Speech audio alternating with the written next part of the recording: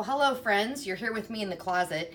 You know, every time we go through a season change and I'm changing out clothes, by the way, this is our closet. I didn't know if you knew that we have a closet where we actually work on putting clothes away and hanging things up on hangers. We also have costumes here for dress up. So this is a multi-purpose closet. Don't ask me why there's a chair in here, but maybe it's so that you could sit here and do therapy. But I was just putting some of these things away and thinking about the season change because I'm getting ready to go grab a sweater myself. But I always think at this time, season changes to me represent kind of a struggle for our kids with tactile issues. And those are your sensory kids that are just real sensitive to textures. And, you know, I was looking at some of these items like it's jacket season or it's getting to be jacket season.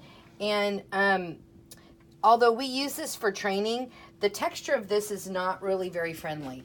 Either the textures of many of our sweaters,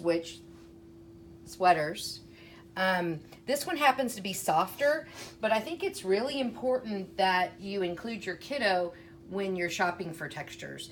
If you're going to have to put on something that's going to be a rougher texture, what are your options? You can put an undershirt on that's cotton, so that protects their skin from that item. But I really think there's training times and then there's times where you really don't want to fight that battle, especially if you're going out someplace quickly. You've got to be in an event. You want your child to be in a good mood. That's not a good time to do tactile training.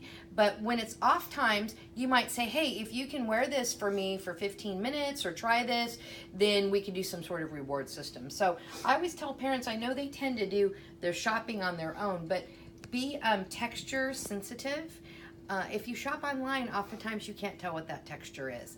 So it might be helpful to go check it out. Some of our kids, it's more mild for them. Others of our kids are really, really sensitive. So for those really, really sensitive kids, I'd recommend taking them with you and actually letting them feel the item. Another area to look at is undergarments. That's a biggie. So that's one I'd really recommend you take your kiddos and find something that has got the texture they like and maybe a character on it that they like. You really have to pick and choose your battles, and we know we're working on this, but we don't want to make your family gathering times or your special event times a nightmare. So really work on that with them.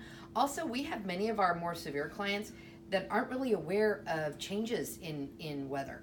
So, you know, if your kiddo's in a tank top and shorts and it's 35 degrees out, they're not really aware of dressing appropriately for season. So if that's something that you're noticing with your kiddo, please point that out to your therapist, because we find that in many of our kids that they are going to go with the things they like and not something that's very functional. And we want to make sure they can make functional choices, and we have some great strategies for working on that. So anyway, we wish you happy times in the weather. This happens to be a big favorite for our kids because it's soft.